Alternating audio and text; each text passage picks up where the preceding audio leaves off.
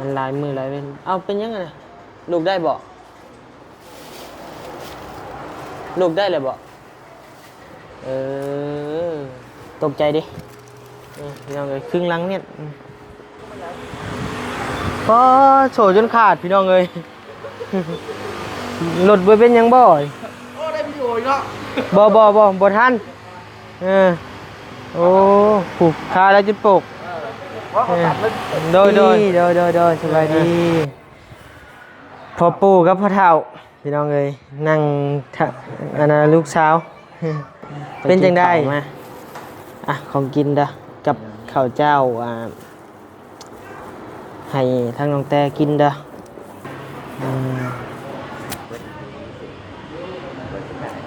กินหลาย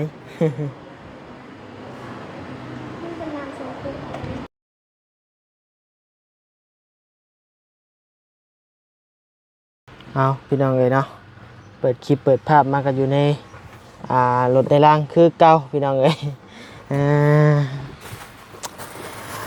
วันนี้ก็ไปหาแต่กินข้าวแล้วนะพี่น้องเนาะนั่งกินอยู่ริมโขงบุแหละกับบ่าวยาวนะพี่น้องเนาะพอดีแหละเลยแวะซื้อสิ้นแห้งอัวแล้วก็อัวมัมนะพี่น้องเนาะ3 อย่างเมื่อนี้กับบรรยากาศฮ้อนพี่น้องเลยฮ้อนแห้งฮ้อนจะตับสิแตกบาดเป็นฮ้อนก็ได้เดินทางมากับบ่าวยาว2 คนพี่น้องเลยมื้อนี้ก็ได้เนาะมาเยี่ยมมายามทั้งน้องแต่ก่อนจักดึกจักหน่อยนะพี่น้องเนาะเพราะว่าเช้านี่เพิ่นโทรหาแสนหาทางบ่าวยาวก็โอ้ยห้องไห้ห้องไห้จนว่าจะตายว่าซั่นเนาะก็อย่าแล้วเนาะอดเอามันผ่านวิกฤตอันตรายมาแล้วพี่น้องเอ้ยก็มาฮอดคันผ่าตัดแล้วก็เรียบร้อยเลยเนาะก็อดเอาว่าซั่นมันเจ็บพี่น้องเอ้ยเจ็บได้เนาะผ่าตัดนี่ยอมรับเจ็บแฮงพี่น้องเอ้ยเจ็บปานว่าได้ลงนรกผู้พิจักเนาะฉันแล้วพี่น้องเอ้ยเนาะความเจ็บความเป็นบ่มีพยายามมันเป็นแต่เห็นจังได๋มันเกิดแหละมีแต่แก้อย่างเดียวพี่น้องเอ้ยทุกอย่างมันเกิดแล้วมันต้องมีทางแก้เนาะอดเอาจักหน่อยก็เศร้าก็ดีพี่น้องเอ้ยทางวันนี้ก็เดินทางมาก็โอ้ยคู่มือเนาะเป็นห่วงอยากมาเยี่ยมมายามพี่น้องเอ้ยแล้วก็มาอัปเดตให้พี่น้องได้เบิ่งได้ชมนํกันนี่แหละครับพี่น้องเนาะมาคู่มือน้องสายผ้าไปหาเพิ่นหลายมื้อเด้นี่หลายมื้อเลย4 มื้อแล้วบ่ได้ไปหาน้องสายฟ้าเฮือนน้องสายฟ้ากันจักฮอดคันได้แล้วพี่น้องเอ้ยแล้วบ่เรือแนวใดเนาะพี่น้องเนาะบ่ได้ไปหาน้องสายฟ้าตั้งแต่มื้อกิน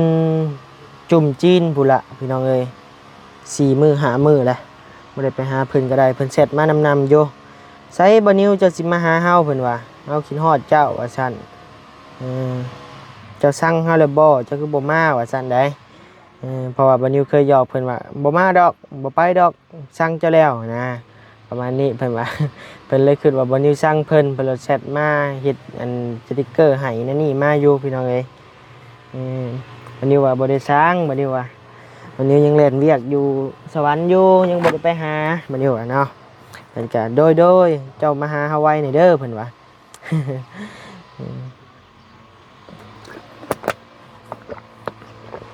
ก็อยากไปอยู่พี่น้องอยากไปหาน้องเพิ่นอยู่เนาะเพราะว่าน้องมันก็คิดฮอดเลยเนาะเพราะว่าเฮาอยู่นำกันคุมื้อก็คิดฮอดคิดถึงกันนั่นแหละพังเบิ่งมื้ออื่นพี่น้องเอ้ยสิได้แล่นไปทางพุ่นแหละพังเบิ่งเนาะถ้าว่าทางน้องแต่บ่ได้มีหยังก็ได้บ่ได้เป็นอีสังก็ได้เนาะเดี๋ยวบัดนี้สิถามเบิ่งหมอเบิ่งแพทย์เบิ่งหมอเนาะว่าหมดแล้วบ่หมดเท่านี้บ่นะพี่น้องเนาะที่ว่าได้ใช้ได้จ่ายได้แล่นนั่นแล่นนี่แหละพี่น้องเอ้ยเดี๋ยวบัดนี้สิถามเช็คเบิ่งหมอให้เรียบร้อยแล้วจังหวะสิไปเยี่ยมสายฟ้าก่อนพี่น้องเอ้ยแล้วก่อนอื่นนั้นวันนี้ก็ขอโอกาสทักทายสบายดีพ่อแม่พี่น้องหมดทุกผู้ทุกคนเด้อเนาะที่เข้ามารับชมติดตามบัดนี้โดยตลอดมาเลยก็ส่งกำลังใจมาทางคอมเมนต์เนาะบัดนี้ก็อ่านทุกคอมเมนต์พี่น้องเอ้ยแต่ว่ากดบ่ทันเด้อพี่น้องเด้อบ่ไหวบ่ไหวพี่น้องเอ้ยหลายแฮงพี่น้องเอ้ยเป็น100 คอมเมนต์6-70 คอมเมนต์บัดนี้ก็อ่านเบิ่งอยู่คำ ชี้แนะแนะนำของพ่อแม่พี่น้องก็ได้เนาะคำพ่อแม่พี่น้องให้กำลังใจมาบัดนี้ก็อ่านหมดเนาะแต่ว่ายันกดใจบ่ทั่วบ่ถึงบัดนี้ก็พยายามอยู่กดใจเนาะแต่ว่าบางคอมเมนต์มันขึ้นมากะบ่ทันมันบ่เตือนมันบ่หยังกะนั่นแหละพี่น้องเอ้ยเนาะถือว่าบัดนี้อ่านเบิ่งอยู่ทุกคอมเมนต์ทุกกำลังใจทุกอย่างเนี่ยพี่น้องเอ้ยบัดนี้ฮู้หมดเนาะที่พ่อแม่พี่น้องเม้นมาบัดนี้อ่านอยู่ไปพี่น้องเอ้ยเนาะมีแต่สิลงไปเยี่ยมไปยามทั้งน้องแต่เพิ่นพู้นแหละพี่น้องเอ้ยมื้อเช้านี่ก็โอ้ยว่าจนว่าตื่นนำบัดนี้ก็ได้เนาะเพราะว่าโอ้ยว่าเจ็บแฮงมาเฮ็ดสิกูเถอะเด้เนาะขอโทษนำเด้อพี่น้องเด้อเนาะคำว่าของน้องแต่เพิ่นทักผัวเพิ่นอัดเสียงมาให้พังเนาะมาเฮ็ดสิกูเถอะเด้นั่นนี่นะความคนจักให้มันเจ็บพี่น้องเอ้ยก็สิเว้าคำหยาบๆแน่เนาะก็มันเจ็บแหละพี่น้องเอ้ยโอ้เจ็บแสบมาเรียบร้อยแล้วพี่น้องเอ้ยแทบสิขาดใจพู้นเลยเนาะคันว่าตายไปก็แล้วเลยแล้วนะไปพี่น้องเอ้ยเนาะเว้าหลายอย่าห่างพี่น้องเอ้ยเวลาก็ยืดยาวมาแล้วไปมีแต่เอาของกินไปฝากเพิ่นก่อนวันนี้ก็ซื้อข้าวเจ้ามาให้น้องแต่แหละพี่น้องเอ้ยวันนี้ซื้อข้าวเจ้ากับอันนี้แหละให้เป็นข้าวเจ้านี่ไปกินกับหมูยองอันนี้ก็สิให้ทั้งผัวทั้งพ่อทั้งแม่เพิ่นเนาะกับทางบ่ยาวก็ซื้อข้าวเหนียวแน่หั่นนะไว้ดีเด้อบ่ยาวไปโดยบ่ได้เป็นบ่โอ้ถึกเจ้าบ่น่ะพอโฉจนขาดพี่น้องเอ้ยรถบ่เป็นหยังบ่โอ้ได้วิดีโออีกเนาะบ่ทันโอ้ผูกขาแล้วจนปกโดยใช่นักบ่ไป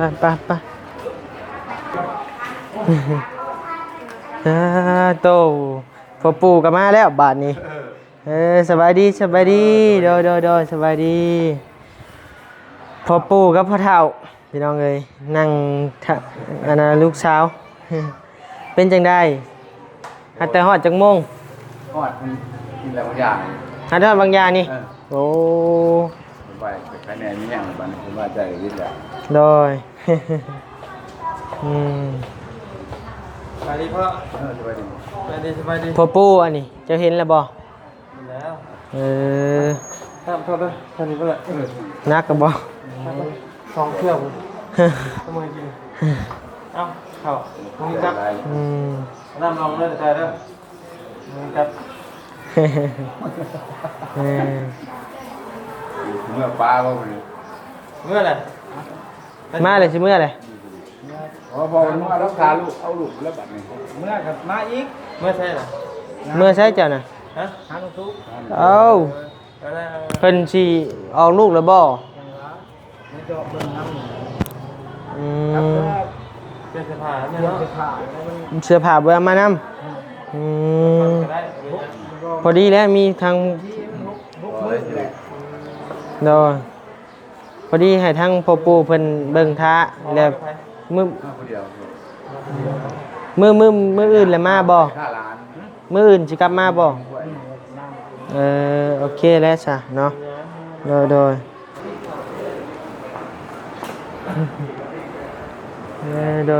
สบายดีเป็นจังได๋เฮ้ยเศร้าเจ็บแล้วบ่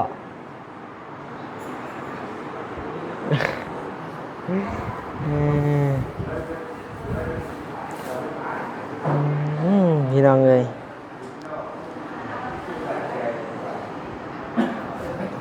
เป็นจังได๋เพิ่นใส่ท่อเหนียวให้บ่นี่ระบายเลือดเสียบ่อย่าดันออกมากะยะต่อหาแต่ฮอดไปกินข้าวมาของกินเด้อกับข้าวเจ้าให้ทั้งน้องแต่กินเด้อกินกับหมูยองนั่นนี่แหละเป็นได้เช้าเจ็บหรือบ่แต่ให้คือบ่ปากเมื่อยแห้งแล้วนี่บ่ได้นอนหมดคืน อืมต่อ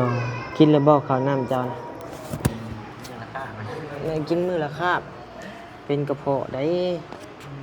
หาเห็ดตั้งใจเอาและสีดีสีเศร้าและถ่ายประมาณ6-7 มื้อก็ได้มื้อแล้วอืม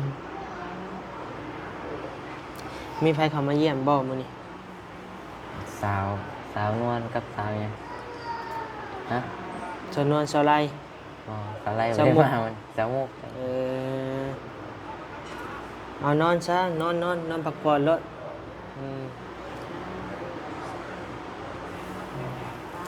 มื้อนี้วันนี้ก็สิบ่ถามหยังหลายเนาะพี่น้องเนาะเพราะว่า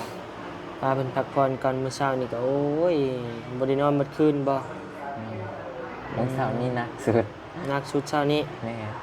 อืม วัน อัน 3 โมง 4 โม หมอง เพิ่นมาซักยาให้บ่มื้อนี้ เนี่ยเพิ่นใส่ยาเนี่ยไม่ โอ้ อยู่ได้ไหม เด้อมื้อนี้เสียค่าใช้จ่ายอยู่บ่ ไม่เสียมากเหมือนกัน เท่าใด 500,000 โอ้โดยค่าพักพื้นนั่นแหละค่าสยุกสยาอืมดีแต่ว่าอยู่นี่เพิ่นบ่ได้ให้แล่นไปเอายานั่นนี่มาใส่เพิ่นจัดมาให้เลยคือก็เอาบินมาให้บ่ ไปเสียมันเอาบินนี้เดียวเอาบินแล้วเมื่อแรกเช้ามาให้คน โดยอืม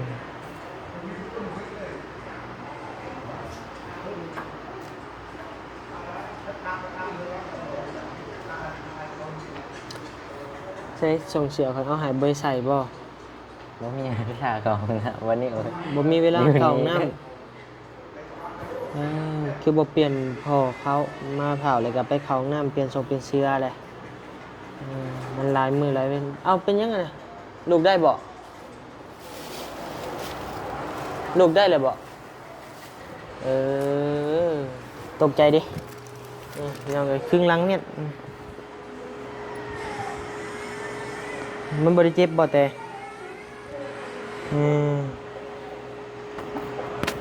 ว้ายพี่น้องเอ้ยเนาะตกใจดิ ก็สิสัมผัสได้เลย ยังมีหนามมาหัวอยู่ ทำทานยัง กินเขาบัน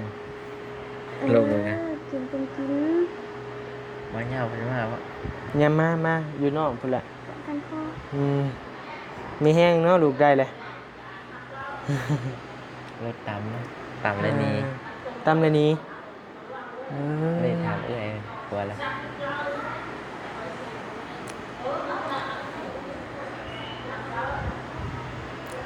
เนาะสู้ๆเนาะมื้อเช้าดีคือว่า เซ็กขายังอยู่นี่บ่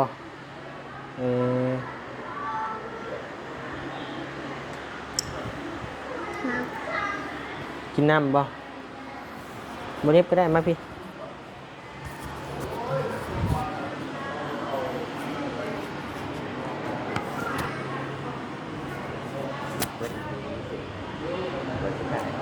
กินหลายๆ ำนี่เป็นน้ำสองขวด เป็นหนึ่งคนสุดท้าย เด้ซื้อมาอยู่บ่ยาวซื้อมาอยู่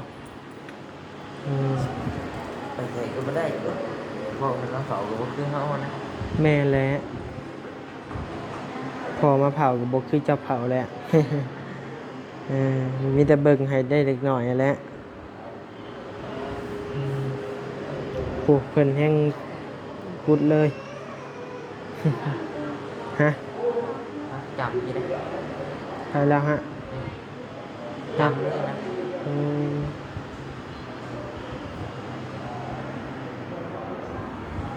นี่แหละ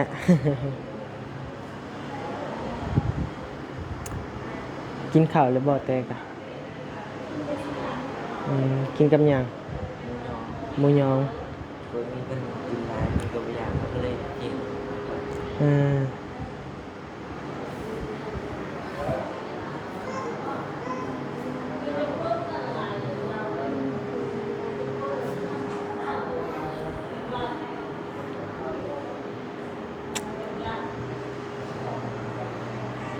สมุดเตียงนี่มันเนื่องทางหลังขึ้นได้อยู่เนื่องเดี๋ยวเพิ่นนี่ฮะเพิ่นหันเลยบ่มันเพบ่หรือว่านี่ได้หมอเพิ่นมาหันให้แล้วติ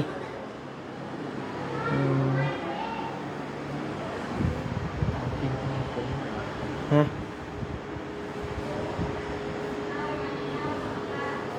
สแลเด้อสู้ๆเอาตกใจมื้อเช้านี่ได้ฟังคลิปเสียงเลยก็ได้หุนหวย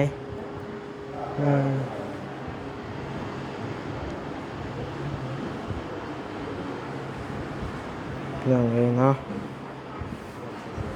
จนตื่นบัดนี้ก็ได้ ไม่ยับมาเด็กเขาลุกจุบจับเห็นเอื้อชงคนไปหาหมอว่าจุบจับเลยทั้งนี้ ใช่มาตกใจแท้เฮ้ย เอาทางนอนนี่ โดยมาคนเดียวก็ มากับบ่ยาวมาจนตื่นนะนี่ นอนจะดุแล้วว่ะ โดยสบายดีเด้อฉันแหละเนาะพี่น้องเอ้ย ได้บัดนี้พี่น้อง สู้ๆเนาะ เมื่อยอยู่เมื่อยนอนได้ลุกนอนได้ก็เมื่อยคือว่าอะไรเนาะ แม่นแหละ ที่โมงก็เมื่อกี้นี้พักเบรกมาเรื่อยๆพอดีทาง ค่อยๆบ่ต้องครึ่ง